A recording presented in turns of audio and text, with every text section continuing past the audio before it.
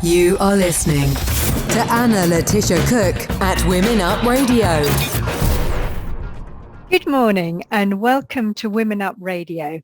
Today we're interviewing Jutta Jerlich, who it must be 3 years ago since we last spoke.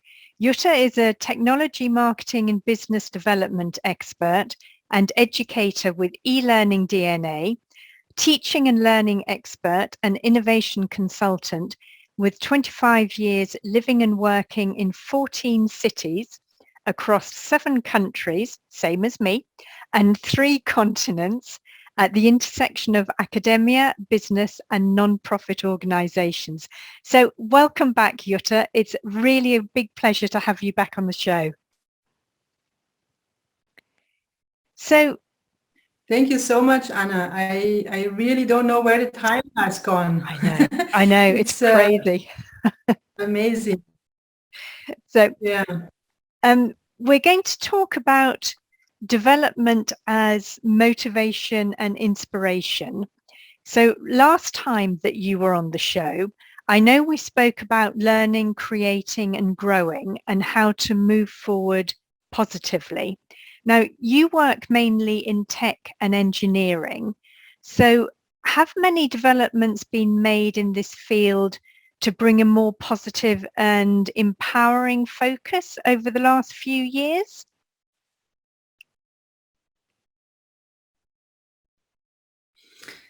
Well, this is a really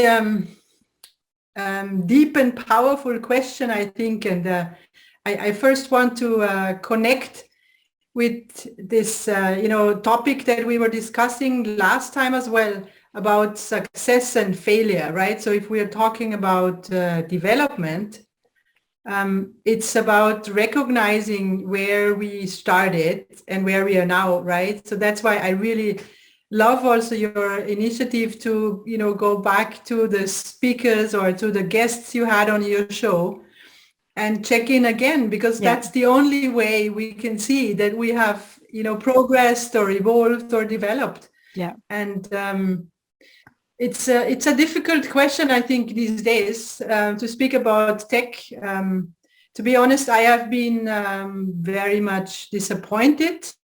Yeah. Actually, in development, or I feel, technology is like a knife. You can use it to do something good. Yep. And you can use it to do bad things. And right now we are more on the second side of things. And I think we are missing. Yeah, I really think we are missing, our values, our human nature, and somehow, ethical approaches to questions that impact a collective. Yes. We are somehow in a big transition, and it doesn't feel good. Why so do you I'm think? Sure everybody. Why is it gone in that direction?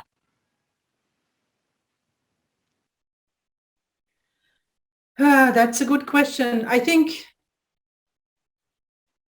it needs the voices of many people to really do something for the collective. And I feel too many people have just been silent or have been pushed into fear, have been, not allowed to live their potential, have been traumatized, so I think it can really go in a very very deep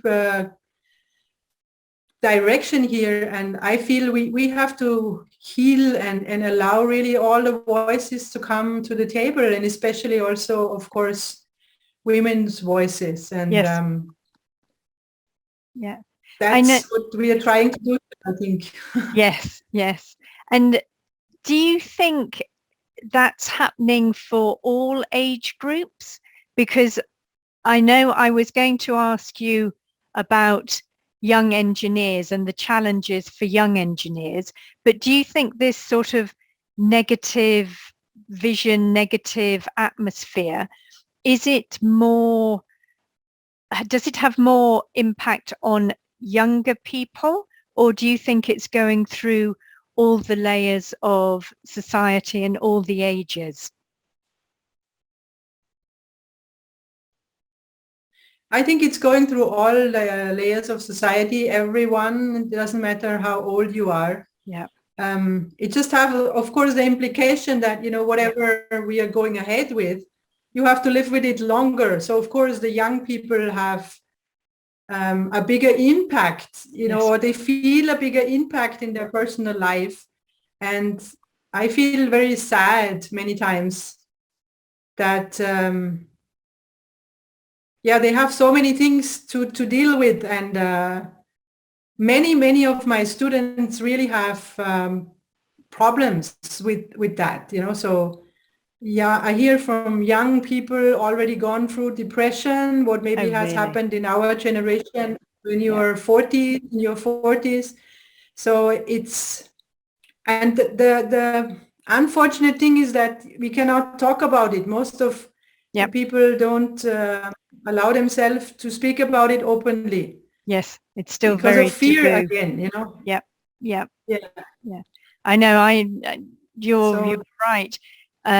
I don't think it's just technology and engineering, but I've seen quite a lot of younger people, as in 30s or 20s even, and they're beginning to struggle a lot with stress, with anxiety, and with depression, and having problems managing at work, which is one of the reasons why, I've got 2 radio programs now. I've got Women Up Radio, and I've also got Beyond the Bottom Line, to try and focus more on the well-being and what people can do to, to have a better business life with holistic success and not just business success. So I think it's a really valid point. But I didn't realize, because I'm not really in the tech field, I didn't know, or it just never occurred to me that technology could be having this impact. I was just thinking, business stress and pressure and promotion in general. But now you mention it, I know several young generation who really try to avoid tech type things. So I'm actually more advanced in technology than some of the young people I know, and I'm not good at technology, right? I'm really not good. So for me to know more than some younger people, obviously they're trying to move away from it. They're feeling the problem. So what do you think now, talking about young engineers and young people going into tech, what do you think are the main challenges for them when they're first learning and they're first starting out? Because I know you work a lot with young engineers and young tech, and you really help them on their way. So what's the biggest challenges for them?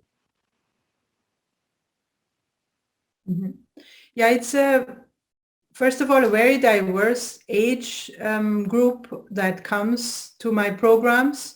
I have younger ones that are at the beginning of their studies, but then also masters and sometimes PhD students. Yep. And I also work with senior engineers who are already in their jobs. Yep. And I think the common starting point they have is that they realize that, being just an engineer is somehow not enough. They have realized that they need to work with other disciplines.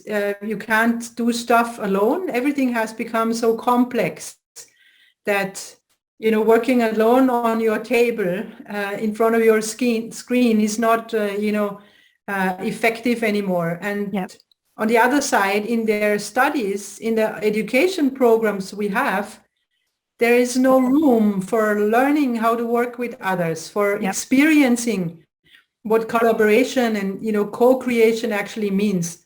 So they usually come with actually lots of negative memories of teamwork and how, again, their voices were not heard, and, a lot of friction and problems in the sense of not being able to connect, on a human level again. And this is actually my mission, because I believe that we cannot learn this from a book. This is not something theoretically. We have to be able to do that together. And experience only comes when you're active, when you do stuff. And that's where they're at. And I'm trying to create an atmosphere and a safe framework where they can just experiment. And that's why I also call it the sandbox. And and I feel it's sorry, do you think it's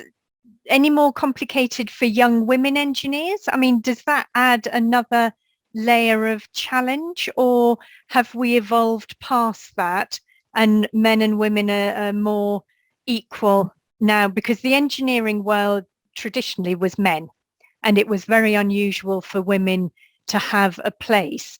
But with the different generations and the younger generations feeling more equal, do you see a change with that? Do you think they still have more challenges, or are they fairly equal now? I think in terms of, knowledge acquiring or access to education, all that, I think there is, equal opportunities, I would say, at least in Europe. In other countries, I don't think it's everywhere in the same development stage. But on the level of collaboration, between humans, in your team, with ideas and stuff, I think the women are still in the minority or in the lower numbers. And I think it's much more about this climate of, how to have a dialogue, how to again listen to all the voices of and all the strengths and skills in a team. They have this more, this approach for mutually beneficial outcomes. So this impact, this social impact, is very important for women as well as for men. But somehow it feels that it's still a bigger challenge for women to speak up and to not be kind of put in a box, to act like a male, like their male counterparts. Or I know. I know. I remember when I think it's still connected to how we are brought up. When I started work, which is in the 80s, any woman that wanted to get right to the top in any sector, they basically acted like they were a man. They tried to reproduce the typical male way of succeeding, because that was the only way that seemed to be possible to get success then. So, but I know you teach the art of collaboration and co-creation, which sounds to me a really good idea and really supportive and helpful. So can you tell us a bit more about it, but also how you use it to inspire your young engineers, particularly women, of course, but all of your engineers, to foster their creative confidence and also their way of being more entrepreneurial in their thinking? Because the idea, I think, well, it sounds great. So tell us more. So this is the words basically I put together to describe that experience that I'm trying to provide. So when I say creative confidence, it's for me about really empowering my participants to pick up the ideas that are in their minds, to really, start to take themselves more seriously, and at the same time also, come on a peer level with others. So to open up their minds to themselves and to others, and to really get a feeling for what does it mean to build on each other's ideas like puzzle pieces, to this creation, this co-creation process is something that has a lot to do with ego, of course, as well, and with identity. And to kind of, take this step back and say, okay, here's what we are creating together. And it doesn't necessarily mean that it's about me as a person. If something doesn't go the way I want it to go or look the way I had it in my mind, right? So it's it's a twofold experience that's my goal to provide. And now I lost the second point that you had. About the inspiration, I think, right? Yes, and thinking entrepreneurially, how they can really become entrepreneurs, and yes. The way they develop and move forwards. And really also, I didn't say this, but also the advantages it gives them for the future. Yeah, this is what I've noticed during the course of in my programs. I'm already been, teaching this for 15 years now. And many of the engineers have very strong opinions about business and sales and marketing, and as strong as saying, this marketing is an evil thing. Don't even come to me with that. I am a techie and that's it. Yeah. So this also, comes back to the point that you made before about holistic success. I feel that, engineers have this really, really sought after skills that they often are reduced to just that. And we are not, taking them as human beings with goals and intentions and impact on a social or, a bigger level as well. So they kind of, push away those topics that they feel they are not good. But this leads, of course, to engineers not living a fulfilled life in an organization, in a company, or even as a founder, because some of the things are just taken away from them, and they might, have their own life afterwards. Yeah. And so I use also examples like the co-founder of WhatsApp that put all his money into another messenger app. I'm sure you've heard about Signal. And that tells me, okay, well, he did that. He made a lot of money, but he must have not reached his goal, starting another, or, contributing and fostering another one. So it's really about those values on this, meaning and purpose that we are trying to put into our creations that are getting lost if we don't have that broad overview. And this is why I'm trying to put this entrepreneurial thinking in a nutshell, so that they have more orientation about where their own creations go. And that, of course, is, my intention to have a lifetime effect on them. Yes. Yeah. For their futures. Yeah. And I mean, for me, that sounds like it's going towards what I call holistic success. Now, when I say holistic, well, different people have different visions of what holistic success is. Some people, they hear the word holistic and they just think it's Reiki and alternative medicine.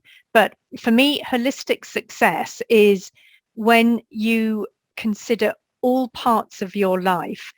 So you're succeeding, yes, you succeed in your career, but also you're fit, you're healthy, you have exercise, you have nutrition, you have hobbies, you have a personal life, you have family, you have friends, and it's being successful as in happy and involved and committed in all of those aspects.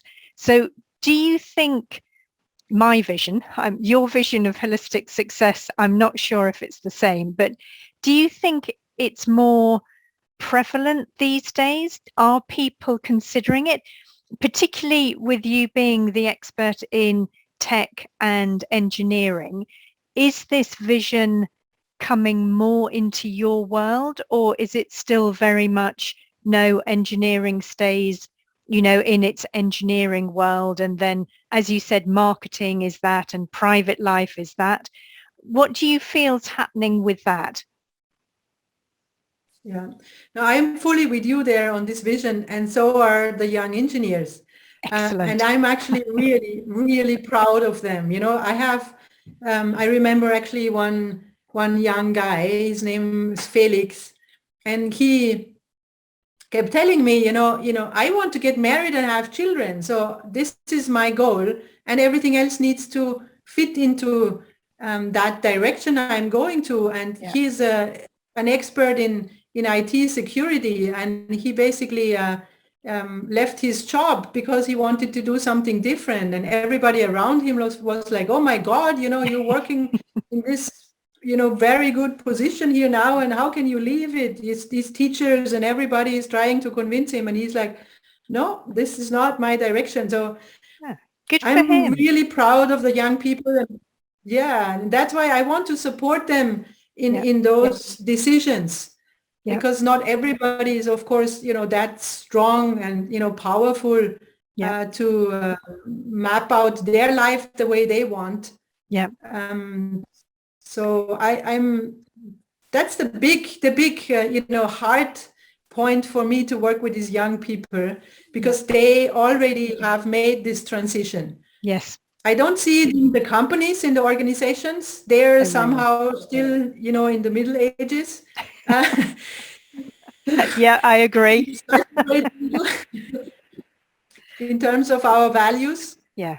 But they will have to bear the consequences, and it's not going to be easy for organizations. Yeah. Yeah.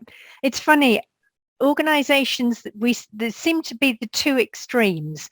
Either they're really supportive and helpful of well-being and holistic success, etc., or they're just completely ignoring it as though it doesn't exist. Because I've interviewed recently someone who's a director at Deutsche Bank.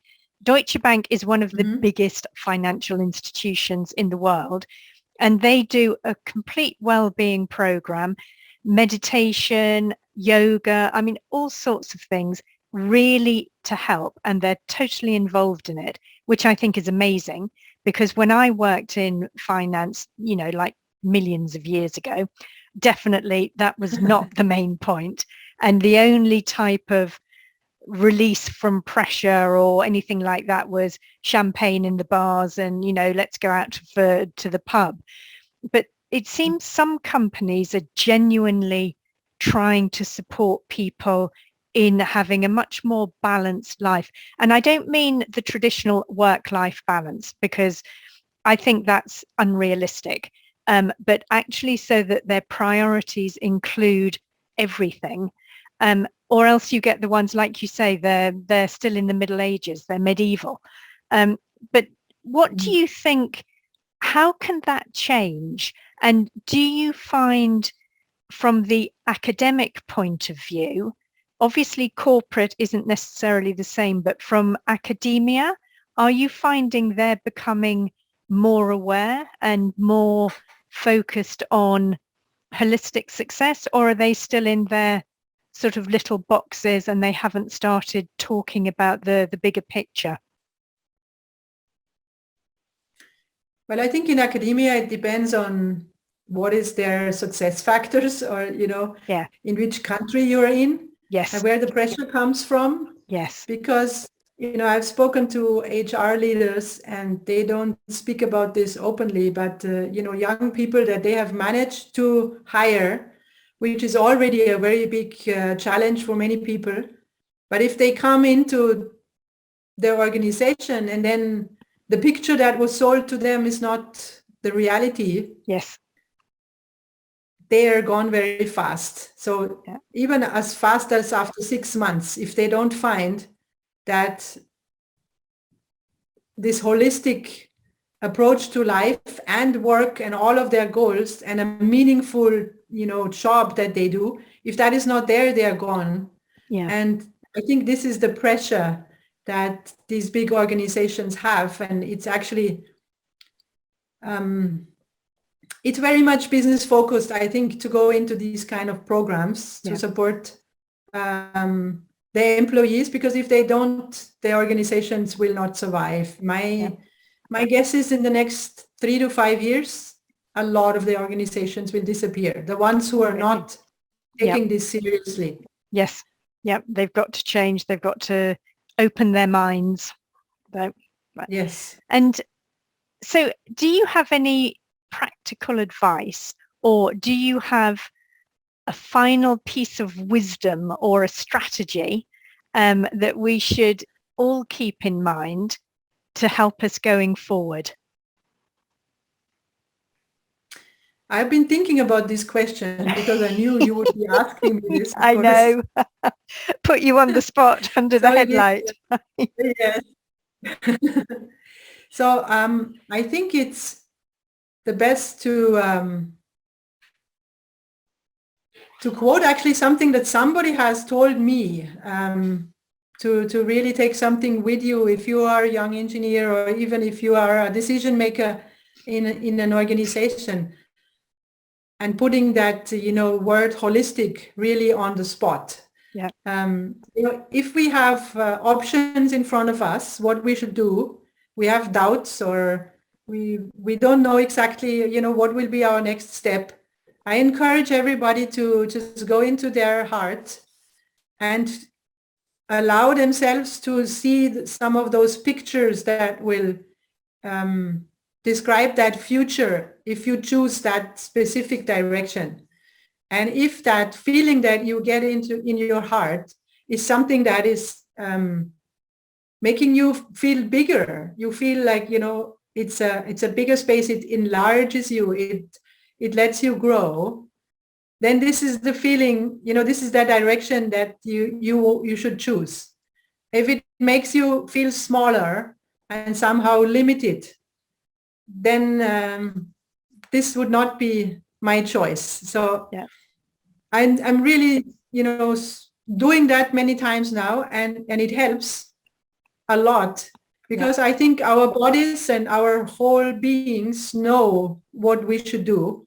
And we need to not base our decisions on fear or on limitations, but on growth and on being a holistic human being. I think that is one of the best pieces of advice I've heard in all of the interviews I've done. I think it's wonderful. Thank you very much for that. Okay, well, thank you, Jutta. It's been a real pleasure having you back on the show, and we'll have to do it more often. I won't leave another 3 years between the next one. Thank you for all your advice, and thank you. It's some very interesting information. I had no idea, because I don't work in your sector. Obviously, there are different things. So it's great to learn more about the visions and the actuality in other sectors. So thank you, Jutta Jerlich, for appearing on Women Up Radio. And hopefully we will speak again shortly. Everybody who's listening, don't forget, next week we've got plenty more guests, so do come and join us again. And have a look at the links I've put on the bottom of the page about Jutta and everything that she does. I think you'll find it very interesting. Okay, have a nice day, everyone. Bye.